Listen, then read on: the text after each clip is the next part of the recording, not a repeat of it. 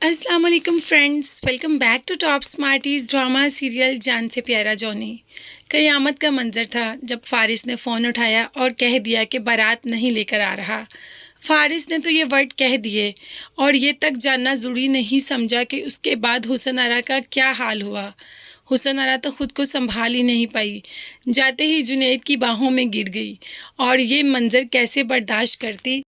जुनैद की बीवी जो भी है तो बीवी ना। जब अपने शौहर की बाहों में किसी और लड़की को देखेगी तो तकलीफ़ तो होगी। तो यहाँ पर बहुत तकलीफ़ हुई लेकिन चुप कर गई। और हुसन आरा जो कि वाकई ही इस वक्त बहुत ज़्यादा दुख से गुज़र रही है। दुख से तो फारिस भी गुज़र रहा है क्योंकि वो कभी भी हुसन आरा को जवाब देना नहीं चाहता था, बट माँ के आगे मजबूर हो गया। फारिस और सुरैया हाला हॉस्पिटल ले आए हुसन आरा को, मगर हुसन आरा की तबीयत है कि संभलने का नाम ही नहीं ले रही। नींद में और बेहोशी में भी बस फारिस फारिस फारिस करती है। वैसे ही थोड़ी देर के लिए होश आती है तो फारिस का नाम लेकर चीखना शुरू कर देती है और फिर बेहोशी का इंजेक्शन लगाकर उसको बेहोश कर दिया जाता है। मतलब वो अपने हवासों में है ही नहीं। सदमा भी तो इतना गहरा है ना, किसकी नज़र लग गई।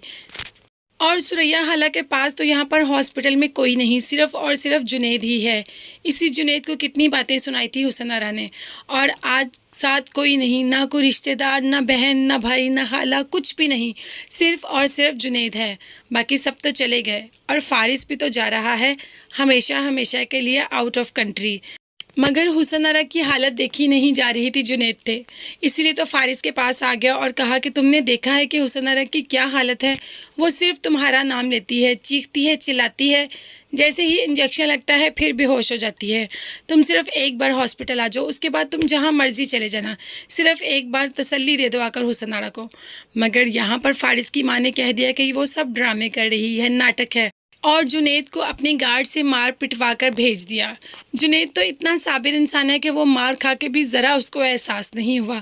सिर्फ और सिर्फ हुसन आरा और सुरैया हाला का एहसास था कि उन पर क्या बीत रही होगी। घर आते ही बीवी ने सवाल पूछा कि चोट कहाँ से लगी, तो सब कुछ बता दिया। अब तो यहाँ पर बहन और बीवी का भी काफ़ी अच्छी आपस में अंडरस्टैंडिंग हो गई है, क्योंकि वो चाहती है कि इसको साइड पर करके हुसन आरा को ही जुनैद की दुल्हन बना दिया जाए। मगर जुनैद अभी तो ऐसा कुछ नहीं चाहता, मगर जुनैद की बहन तो पक्का ऐसा ही चाहती है।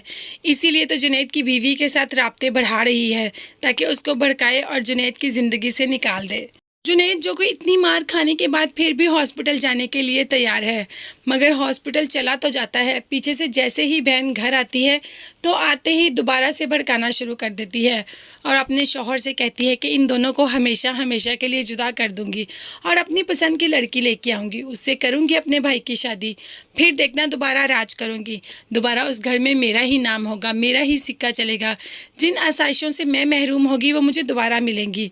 ये तो अपनी आसाइशों के चक्कर में किसी का घर खराब करने की कोशिश कर रही है, मगर वहाँ पर जुनैद चाहता है कि हुसन आरा और सुरैया हाला को कोई तकलीफ़ ना हो। इसकी ये हमदर्दी, मतलब जुनैद की हमदर्दी, क्या उसके गले पड़ जाएगी, क्या हुसन आरा उसी के गले पड़ जाएगी? ये सब देखने और जानने के लिए मेरे चैनल को ज़रूर सब्सक्राइब कीजिएगा। अपना बहुत ज़्यादा ख्याल रखिएगा और मुझे भी दुआ में याद रखिएगा।